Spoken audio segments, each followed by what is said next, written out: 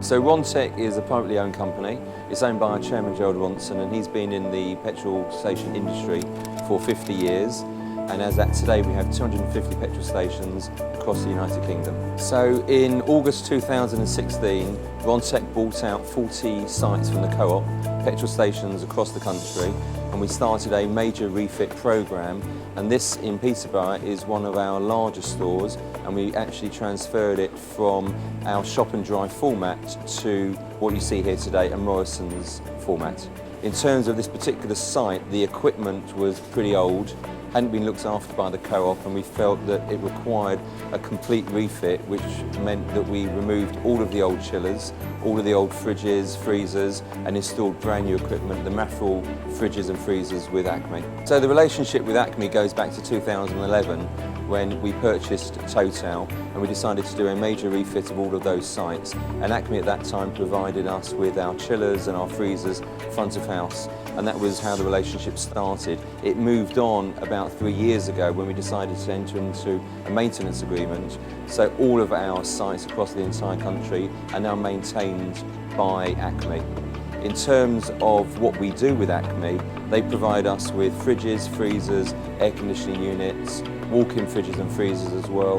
And with our Subway site, so in 2014 we opened our first Subway store. Today we have 44 of them around the country, and Acme have provided all of the fridges and freezers and the back of house counters, etc. So there's probably not a day that doesn't go by that we're not talking to Acme. And that can be due to a refit, or it can be due to an ongoing maintenance requirement. And also it meant that we then had a relationship with them that went beyond the service, beyond the installation, but actually a day-to-day relationship, which is important for us. When we went through the tendering process, there were 3 areas that were absolutely imperative for us. Number 1 was a national coverage. Number 2 was a clear understanding of the service level agreements, and number 3 was having competent engineers.